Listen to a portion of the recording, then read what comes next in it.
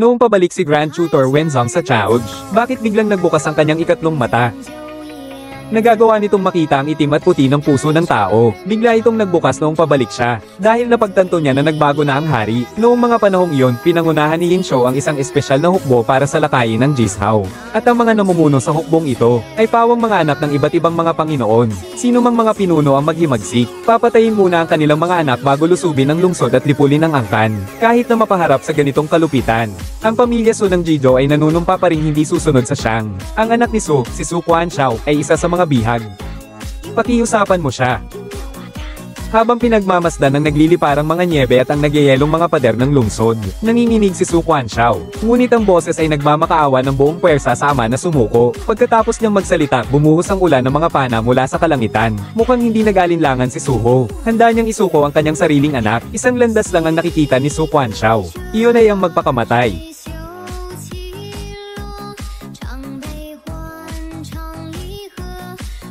Siya ay tumangis sa sakit. Ama, 8 taon na tayong hindi nagkikita, tiyak na hindi niya ako makikilala. Si Yin Shou ay sumulong para palakasin ang loob. Ikaw ang aking anak. Gawin mo ang iyong sarili na pinakamalakas kong anak.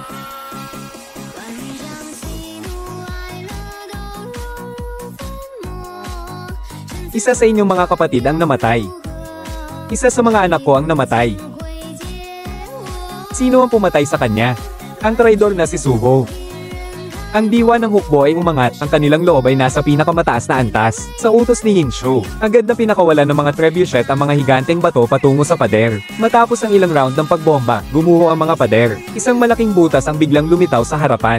Agad na sumugod ang unang alon ng mga kabalyero. Kahit na sinalubong ng napakaraming pana, walang umatras. Ngunit sa huling sandali ng paglusob, nagpapawala si Suho ng isang nagliliyab na pana. Tumama ito sa depensa na gawa sa mga katawan ng tao sa harap ng pader. Ang itaas ay binuhusan ng maraming bagay na madaling magliyab, at ang mga kabayo ay likas na takot sa apoy. Nagdulot ito ng pagkalito sa mga mandirigma. Ang mga nangungunang tropa ay napilitang umatras. Natakot bago pa man lumaban. Si Yin Shou, sa harap ng kanyang mga sundalo, ay hinaampas ng latigo si Yin Zhao sa mukha para matauhan. Pagkatapos ay pinunit niya ang isang bahagi ng kanyang kasuotan at tinakpan ng mga mata ng kabayo. Ang nakikita ng kabayo ay nakadepende sa tao.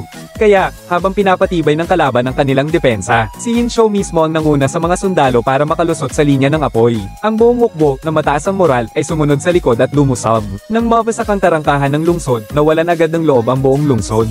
Pinangunahan ni Yin Shou ang grupo ng mga hostage hanggang sa Zuan Yuan Tomb.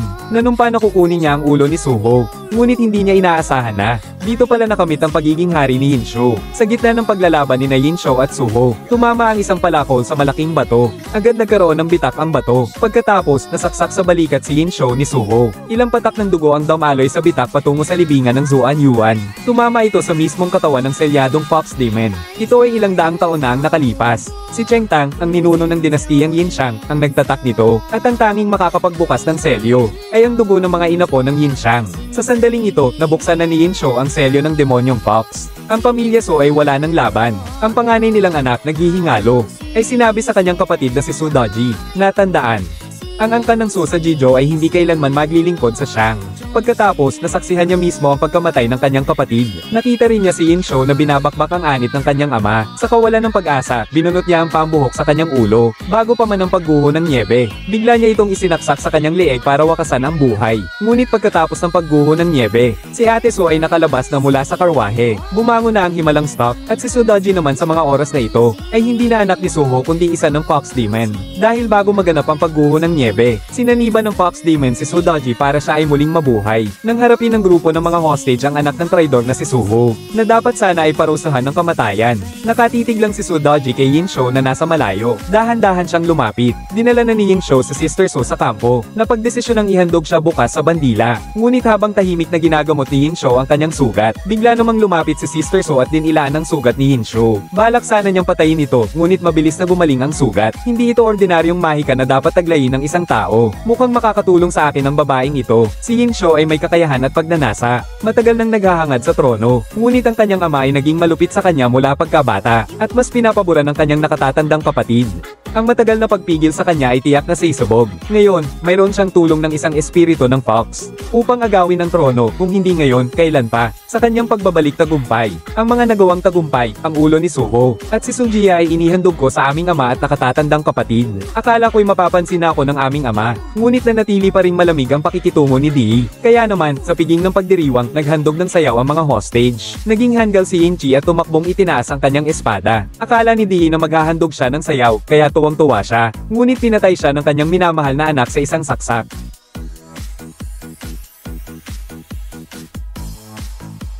Nakita ito ng mga prinsipe at agad siyang pinalibutan. Ngunit si Inchi ay ang panganay na prinsipe ng kaharian. Walang sino man ang may lakas ng loob na pigilan siya. Pagkatapos, humarap si Inchi at itinarak ang espada kay Yinsho. Sa isang iglap, pinigilan siya ni Jifa at Yinjiao. Ngunit hindi nila inaasahan na si Inchi, sa ilalim ng kontrol ni Jieji, ay nagpakamatay sa harap ng lahat. Akala ng lahat ng naroon. Ang panganay na prinsipe ay pinatay ni Jifa. Ang pagpatay ng pinuno ay isang krimen na nagbubunga ng pagkalipol ng angkan. Agad na lumuhad si Yinjiao kay Yinsho para magmakaawa. Si Inchi, ang anak, ay pumatay sa pinuno, isang napakalaking pagtataksil.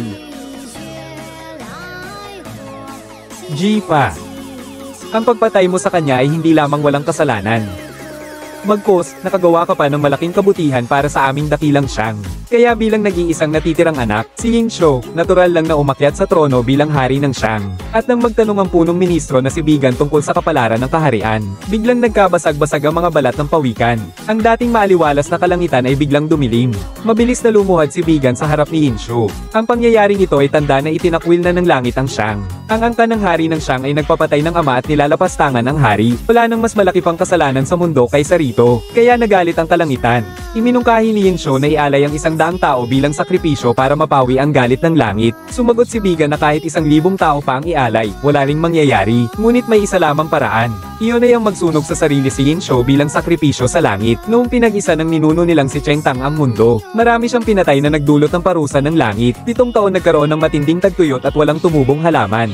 Ang mga ninuno ni Cheng Tang ay nagtayo ng altar para mag-alay sa langit at nagpakasunog bilang sakripisyo sa mga Diyos. Dahil dito, naantig ang langit at napawi ang galit nito. Agad na lumuhad si Yinjiao para makiusap. Hinihiling niya sa kanyang ama na ipamana sa kanya ang trono. Handa siyang magpakasunog bilang alay para sa kanyang ama. Bilang anak, sinabi ni Yinjiao ang kanyang tunay na nararamdaman. Ngunit ang narinig lamang ni Yinsho ay ang paghahangad niya sa trono. Kaya naman, hindi maiwasan ni Yinsho na magkaroon ng pag-aalinlangan kay Yinjiao. Ano ang kahulugan ng pagiging hari?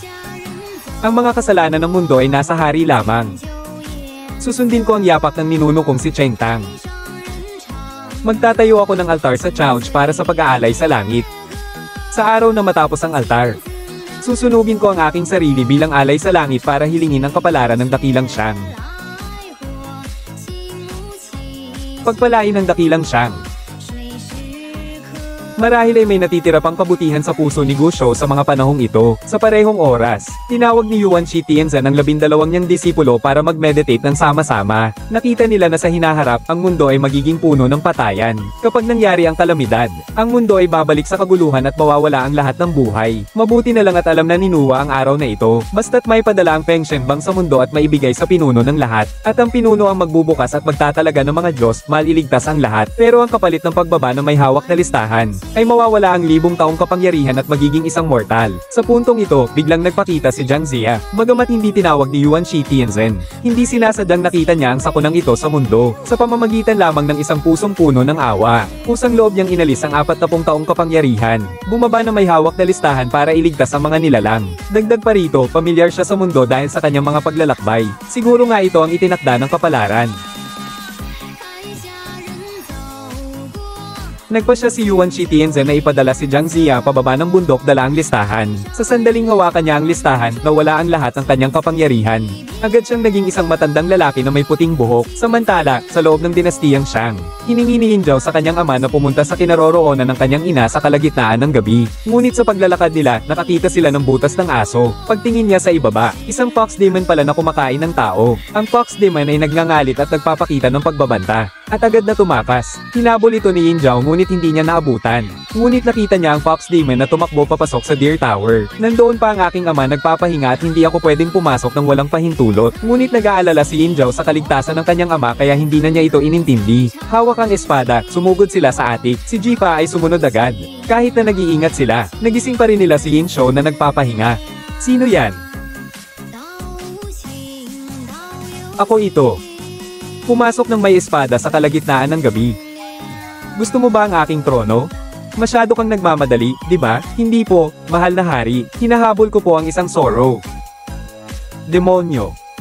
Nagulat si Yin Zhao. Bakit naroon si Ate So sa kama ng aking ama? Dali-daling sumagot si Jifa para pawiin ang tensyon. Kaya't napakalma ang sitwasyon. Dapat pala noon pa'y pinatay ko na si Su Daji. Isinakripisyo ng hari ang kanyang sarili para sa lahat. Isa siyang dakilang bayani. Huwag mo na siyang galitin. Kung ang ama mo ang nasa kalagayan niya, ano ang gagawin mo? At si Jifa, 8 taon na siyang wala, 8 taon nang hindi nakikita ang kanyang amang si Ji Chang. Sakto namang nagkataon na ang bagong hari ay nagpatawag sa 4 na maharlika para humarap sa korte. Ang pagpunta sa Chaoj ay hindi tiyak kung ano ang kahihinatnan. Ngunit sabik si Ji Chang na makita ang kanyang anak, kaya't nagmadali siyang magtungo sa Chaoj. Samantala, sa ibang lugar, si Jiang Zia, kasama sina Yang at Neza, ay dumating sa Chaoj. Pagkapasok pa lang nila sa tarangkahan ng lungsod, ay ibinenta na sila ng mga negosyante para magtrabaho sa altar ng sakripisyo. Sabi ni Jiang Zia, nagpunta siya para mag-alay ng kayamanan sa hari, pero sinabihan siya ng isa na huwag nang magsalita pa. Bigla niyang hinampes ng latigo si Jiang Zia, pero nahawakan ito ni Neze gamit ang isang kamay. Pagkatapos, pinaikot niya ito ng 79 na beses, at biglang ibinagsak sa dumi ng elepante. Nagulat din dito ang mga elepanteng nagtatrabaho. Natakot ang mga elepante at nagtakbuhan na nagdulot ng kaguluhan.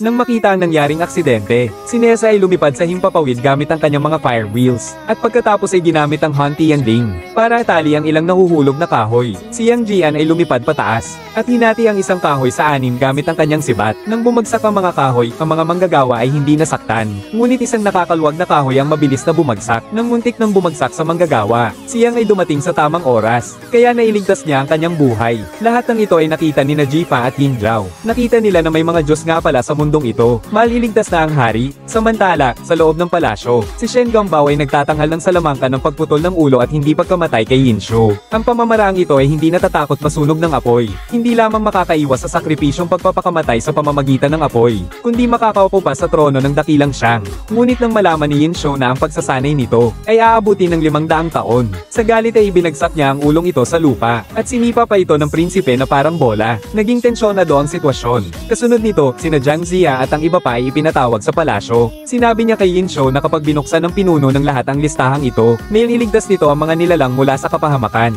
Nang marinig ni Shen Gongbao na ito ay ang Feng Shenbang, agad niyang sinabi na ang listahang ito ay kayang sumipsip ng kaluluwa ng lahat ng namatay sa mundo. Kapag nabuksan ito, lahat ng kaluluwa ay mapapasailalim sa kapangyarihan ng hari. Ibig sabihin, habang mas maraming namamatay, mas lumalakas ang kapangyarihan ng Feng Shenbang. Napakahusay mo, hari. Mukhang hindi naman pala masama ang parusa ng langit. Tama ang iyong sinabi, hari. Ang taong ito ay isang Demon Lord, at si Shen Gongbao ay muling nanggugulo. Sabi niya para malaman kung tunay ang listahang ito, tanging kaluluwa lamang ng taong kakamete ang makakapagpatunay. Hindi pa natatapos ang sinabi. Agad na bumunot ang espada si Yin Shu at pumatay. Agad niyang kinitil ang buhay ng isang tao. Nagsimula ng mag-alay ng salamangka si Shen Gongbao. Ang kaluluwa ng taong iyon ay sinipsip ng Feng Shenbang. Ngunit hindi kinaya ni Yin Shu ang kapangyarihan ng Feng Shenbang. Ang tanging nangyari ay bumagsak ito sa lupa. Sinamantala ni Jiang Zia ang pagkakataon at pinulot ito. Nagsinungaling siya na ang pagbubukas ng listahan na ito ay kailangan pang sumabay sa mga hakbang ng mga immortal. Ang totoo, gusto lang niyang makatakas. Nakita niya na si Shu ay malupit at walang puso. Isang buhay na nilalang, sinasabi niyang papatayin nang hindi man lang kumukurap. Kung ang Feng Shenbang ay mapupunta sa kamay ng taong ito, hindi ba't mas nakakatakot pa ito kaysa sa parusa ng langit? Pero habang naglalakad, pinalibutan sila ni Yin Shu. Sa mismong sandali ng pagsara ng pinto, ginamit ni Neza ang Hantian Ling para ilayo si Jiang Zia. Iniutos ni Yin Shu kina Yin Zhao at Jifa na bawiin ang Feng Shenbang, at si Shen Gongbao lang ay hindi talaga kalaban ni Yang at Neza. Sila ay sumugod palabas na parang mga ibong phoenix, walang makakapigil.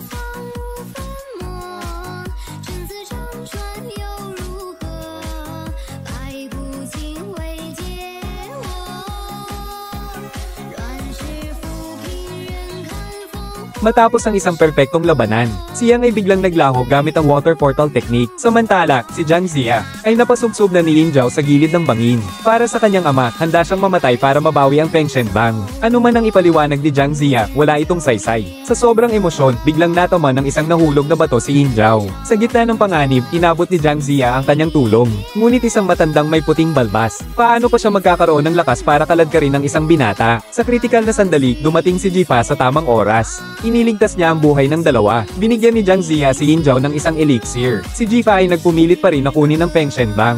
Sabi ni Jiang Zia, kung ibibigay niya ang Feng Shenbang kay Yin Shu, ang mga mamamayan ng Magdurusa. Hindi nagtagal, nagising si Yin Zhao. Pero agad niyang tinutukan ng espada si Jiang Zia. Kakaligtas lang niya sa'yo, wala akong pakialam. Ang gusto kong iligtas ay ang aking ama, hindi sinaktan ni Yin Zhao si Jiang Zia. Ang layunin niya lang ay ang Feng Shenbang. Isa siyang bata na may mabuting puso at mapagmahal sa magulang. Marahil mas nararapat na ipagkatiwala sa kanya ang Feng Shenbang. Ang kondisyon ay maging pinuno ng lahat si Yin Zhao. Sa sandaling ito, dumating si Neza. Binitin niya si Yin Zhao sa puno. Biglang napagtanto ni Jiang Zia na wala sa kanya ang Feng Shenbang. Si Jifa pala ang may hawak ng Feng Shenbang. Tinatakot niya sila na pakawalan si Yin Zhao. Subukan mong ihagis. Hindi mo pwedeng ihagis. Si Jiang Zia ay sumunod kagad. Tumalon siya sa rumaragasang ilog para hanapin ang Feng Shenbang. Sa huling sandali ng kanyang buhay, nailigtas siya ni Neza. Sa kabilang banda, biglang kumulog at kumidlat sa kalangitan. Si Ji Chang, nasabik na makita ang kanyang anak, ay nakatagpo sa daan. Ang isang sanggol na kakaiba ang itsura. Agad niyang napigilan si Chong Yingbiao. Ang sanggol na ito ay nakahiga sa mga bisig ni Ji Chong. Bigla itong tumahimik. Si Ji Chong, na may mabuting puso, ay patuloy itong niyakap. Sa sandaling ito, dumating si Yang gamit ang mahika. Lolo. Ang hawak mo riyan ay maaaring isang demonyong pinuno. At sinabi ni Neza na kakaiba ang hitsura ng sanggol na ito. Ipinasya niya na ito ay isang demonyo na magdudulot ng kapahamakan sa mundo sa hinaharap. Pero pinigilan ito ni Ji Chang. Tao man o demonyo, mabuti man o masama, sa mga susunod na araw pa malalaman. Dumating din si Jiang Zia. Iminungkahi niya na ang sanggol ay kay Yuan Shi Tianzhen mismo ipaubaya. Ito ay kanyang kapalaran. Kung gayon, pakiusap, bigyan mo ng pangalan ng bata, Panginoong Zibo, para makilala ninyo siya sa mga araw na darating. Ang sanggol na ito ay isinilang kasabay ng kulog, kaya't ang pangalan niya ay Lei Shenzi. Pagkatapos, sina Yang at Neza ay ibinalik ang sanggol sa Kunlun. Sa kabilang banda, ang apat na dakilang maharlika ay nagtipon muna sa templo ni Nuwa, at si Jichong, na dalubhasa sa Bagua, ay hindi kailanman nagkamali. Nalaman niya na ang papatay sa hari ay hindi si Yin Shu, kundi iba. Kaya naman, may mga taong gustong husgahan si Yin Shu. Hindi inaasahan, si Jifa pala kasama si Yin Zhao, nagtatago rin dito para magpalipas ng ulan. Naglakas loob kayong magtipon dito para magplano ng paghihimagsik. Napansin ni Ji Chang ang jade pendant na suot ni Jifa. Nakilala niya agad ang kanyang anak na si Jifa. Pero matagal ng hostage si Jifa. Kaya naman, tinutukan niya ng espada ang sarili niyang ama, sinasabing naninira siya kay Haring Yin Shu. Nakita mo ba? Masyado na siyang matagal na hostage. Talagang itinuring niya si Yin Shu na parang tunay niyang ama. Noong akmang sisilakay na ang kalaban, dumating ang mga royal guard ng Yin Shang dito. Dinala nila ang apat na duke pabalik sa Chaoj. Pero hindi ko inasahan na pag-aawayin pala ni Yin Shu ang mga ama at anak. Inutusan niya ang mga anak ng apat na duke. Isa-isa silang tumayo sa harap ng kanilang mga ama. Kung sino ang makakapatay sa kanyang ama, ay siya ang direktang papalit sa posisyon ng ama. Walang pag-aalinlangan si Chong Yingbiao. Nang alalayan siya ng kanyang ama para tumayo, agad niyang sinaksak ang kanyang ama. Magaling! Chong Yingbiao. Ikaw na ngayon ang North Marquis. Ang East Marquis naman ay piniling magpakamatay para iligtas ang kanyang anak. Ang South Marquis na si Ishan ay buong tapang na sinaksak si Yin Shu. Ngunit sinunog ni Yin Shu ang kanyang buhay gamit ang isang espada. Sa huli, hindi rin nakaligtas ang South Marquis. Nang si Jifa na ang susunod, bigla siyang lumuhad kay Yin Shu para iligtas ang kanyang ama sa pamamagitan ng paggamit ng talino. Ang apat na malalaking pinuno ay nagtipon para maghimagsik. Si Ji Chang pa ang pangunahing nagpakana ng huwad na hula. Kung papatayin na lang, paano malalaman ng mga tao? Ang katotohanan na nagtaksil ang apat na pinuno, tanging kung magpapahayag ng paghingi ng tawad si Ji Chang, malalaman ng lahat.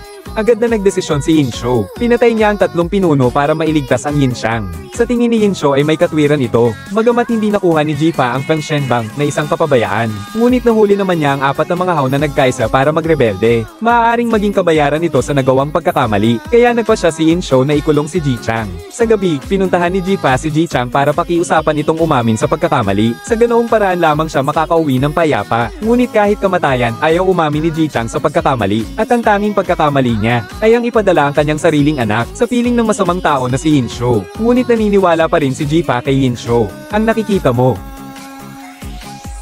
Ay marahil ang gusto lang ay pakita sa iyo ni Hinsho. At sa sandaling ito, si Hinsho ay kasama si Sujiya sa pagligo. Biglang lumitaw si Reina Jang na nakaluksa at humihiling na patayin. Dahil siya ang kapatid ng Dombo Hao. Nagplano si Hinsho para patayin ng mga prinsipe ang kanilang ama, labag sa moralidad. Gusto ni Reina Jang na gisingin ng konsensya ni Hinsho sa pamamagitan ng kanyang kamatayan. Hindi na maibabalik ang buhay ng patay. Bakit mo pa isasama ang sarili mong buhay? Napagtanto ni Reina Jang ang katotohanan.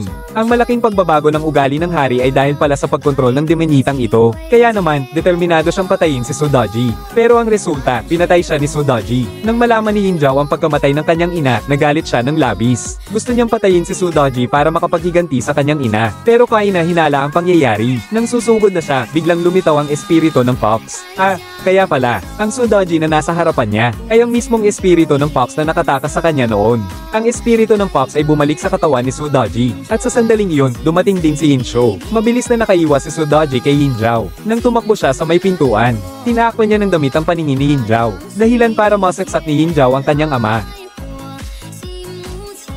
Ama, anak, talagang nais mo akong patayin. Ama.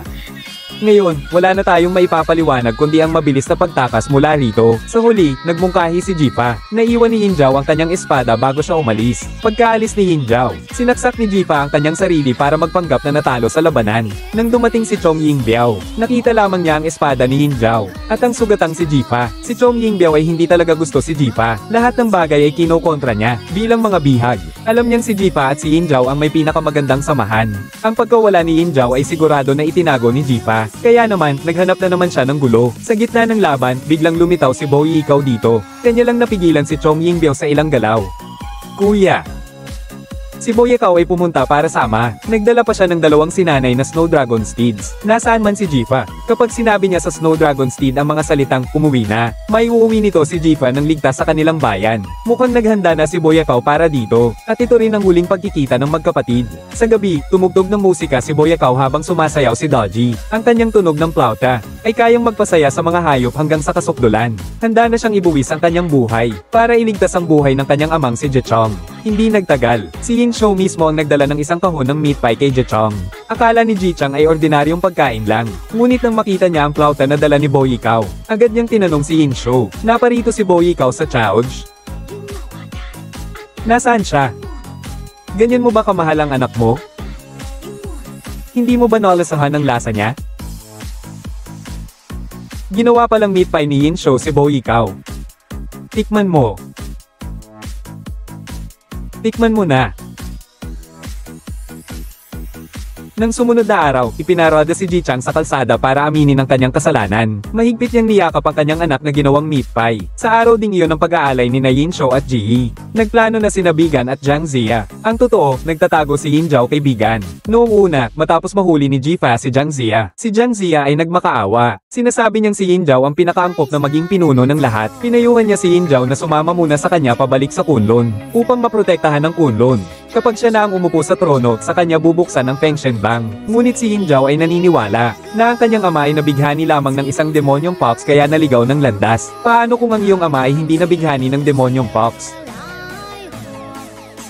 Kaya naman, iminungkahi ni Bigan na sa araw ng pag-aalay sa mga ninuno, hintayin nilang magpakita ng tunay na anyo si Jia-Ji bago siya patayin. Sa gayon, malalaman ang katotohanan. Ngunit paano naman papayagan ni Hinsho na patayin nila si Su Jia-Ji? Sa sandaling ito, lumitaw si Hinjao, at hindi inaasahan ni Hinsho, na nagtatago pala ang kanyang anak dito. Iginapos ni Hinjao ang kanyang sarili. Sinabi niya sa kanyang ama ang kanyang nakita. Si Sudaji ay isang Fox Demon. Niloko siya ng Fox Demon kaya niya nasugatan si Hinsho. Ngunit si Hinsho ay hindi naniniwala sa iba. Kaya bilang Grand Commandant ng Shang, iminungkahi ni Bigan. Nakainin ni Sudaji ang kanyang 7 butas na puso. Kapag kinain ng pusong ito, anumang masamang espiritu ay magpapakita ng tunay nitong anyo. Sumang-ayon ng hari. Kapag naging demonyong Zoro na si ate, patayin agad siya. Si Bigan, walang pag-aalinlangan para sa kapayapaan ng mundo. Hinati ang kanyang tiyan at ipinasok ang kamay niya. Kinuha ang sarili niyang puso. Pagkatapos lunukin ni ate, talagang naging isang demonyong Zoro. Kinuha ni Hinsho ang espada at tumingin sa demonyong Zoro. Pero nag-aalangan siyang saktan ito. Bigla na lang nagbago ang mukha. Sinasabi ninyong lahat na ang puting Zoro ay isang demonyong pinuno. Siya ay malino na isang simbolo ng swerte. Siya lang ang nakakaalam kung ano ang gusto ko. Tinulungan siya ng puting Zoro na umakyat sa trono. Kaya ang puting Zoro ay simbolo ng swerte. May tulong ng Zoro ang demonyo. Hindi na niya kailangang itago pa ang kanyang ambisyon. Ang dakilang siyang ay babagsak paulit-ulit na sambit ni Bigan. Hanggang sa tuluyan siyang malagutan ng hininga. Salot. Anong nakakatawa? At sa mga oras na ito, si Yin Zhao ay tuluyan nang nakita ang tunay na pagkatao ng kanyang ama. Hindi na siya ang ama na hinahangaan ni Yin Zhao. Ang buhay ko ay galing sa'yo. Isinusuko ko na sa'yo. Mabuti na lang at napigilan ni Jifa si Yin Zhao. At si Yin Zhao ay kinaladkad pababa. Iniutos ni Yin Shou na pugutan siya bukas at ipakita sa publiko. Hindi niya akalain na alam pala ni Shou ang lahat ng ginawa ni Jifa. Inutusan niya si Jifa na patayin si Ji Chang. Sa gayon, si Jifa na lang ang magiging kaisa-isang anak ni Yin Shou. Nang umalis na ang lahat, sinunog ni Yin Shou ang Ancestral Hall. Sinabi ni Jie Ji kay Yin Shou ang lahat ng kanyang ginawa. Pagkaalis, natagpuan ni Jifa ang kanyang ama, ngunit hindi niya sinunod si Yin Shou na patayin si Ji Chang. Sa halip, pinabalik niya ang kanyang ama sa Ziki sakay ng Snow Dragon Steed. Kinabukasan, nang pugutan si Yin Zhao, si Jifa, dinala ang ulo kay Yin Shou. Ji Chang? Oh, Ji Chang. Tayong dalawa. Sino ba talaga ang mamamatay sa kamay ng sariling kadugo? Yin Shou. Kahit mamatay ako, hindi kita patatawarin. Agad isagawa ang pagbitay. Nang malapit nang bumagsak ang patalim ng pagpugot, biglang may isang palaso ang tumama sa Verdugo. Bumagsak ang Verdugo. Lumabas na ang grupo ng mga hostage ng Ziki na pinamunuan ni Jifa. Mabilis na tinutukan ni Jifa ng espada ang leeg ni Yin Shou. Pinapalaya niya si Yin Zhao. Pero sigurado si Yin Shou na hindi siya nito kayang patayin. Nagbigay pa rin siya ng utos. Buksan. Nang marinig ni Chong Yingbiao ang utos, agad siyang nagtungo sa plataporma at walang pag-aalinlangang pinugutan si Yin Zhao. Samantala, nakatakas si Yin Shou sa kontrol ni Jifa. Habang nagkakagulo ang dalawa, dumating sina Neza at Yang Jian. Ngunit pugot na ang ulo ni Yin Zhao. Inutusan ni Jiang Zia ang dalawa na dalhin ang bangkay ni Yin Zhao pabalik sa Kunlun. Matapos dalhin si Yin Zhao, tinamaan ni Jifa ng espada si Yin Shou, at sinipa niya ito pababa ng pader. Ngunit sa kritikal na sandali, hinawakan ni Yin Shou ang balabal ni Jifa. Halos mabulunan na si Jifa. Mabilis niyang pinutol ang balabal gamit ang kanyang espada, na naging dahilan ng pagkamatay ni Yin Shou sa pagkahulog. Ngayon, lahat ay makinig sa akin, ang North Marquee.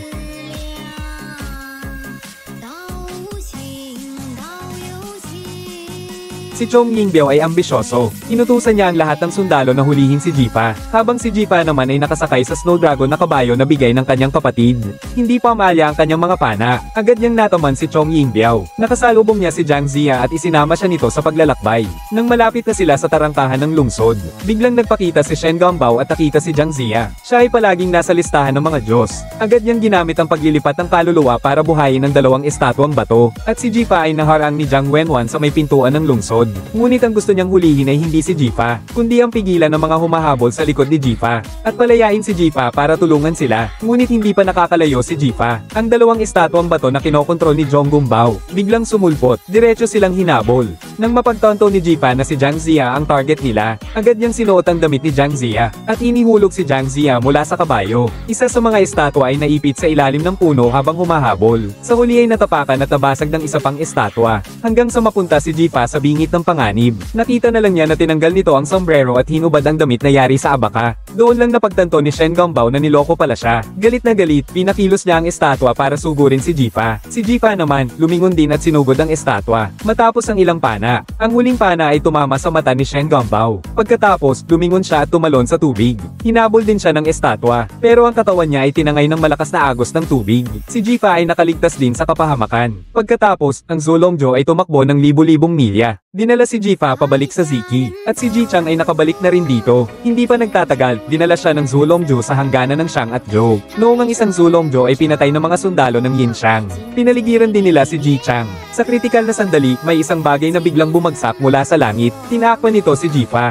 Ang bagay na ito pala ay si Lei Shenzi na iniligtas ni Jifa noon. Ngayon ay lumaki na siya sa ilalim ng gabay ng Kunlun. Makikita ang malalaki niyang pakpak na bahagyang kumakampay. Nagpabagsak ito ng maraming sundalo. Kahit na siya ay ginawang target, kaya niyang baliin ang lahat ng mga palaso. Pagkatapos ay ibinalik ni Lei Shenzi si Ji Chang sa Ziki. Sa wakas, darating na ang oras ng labanan ng Yin Shang. Sa kabilang banda, natagpuan ng Fox Demon si Yin Shou na matagal nang patay. Dinilaan niya ang mga sugat ni Yin Shou gaya ng dati, para gumaling siya at bumalik sa dati. Ngunit isa pa rin siyang malamig na bangkay. Sa huli, isinuko ng Fox Demon ang kanyang 1,000 taong pagiging espiritu. Siyam na buntot ay naging isa na lang, para lang buhayin si Yin Shou. At itong si Yin Shou na, walang awa sa sarili niyang anak, gagamitin pa kaya itong nag-iisang buntot na demonyong Zoro, at ang pagbabalik ni dakilang tagapayo Wen. Sa pagtatapos ay nagpapakita ng ating pananabik sa Feng Shen 2, sinasabing ipapalabas sa panahon ng Chinese New Year. Pupunta ka ba para suportahan ito?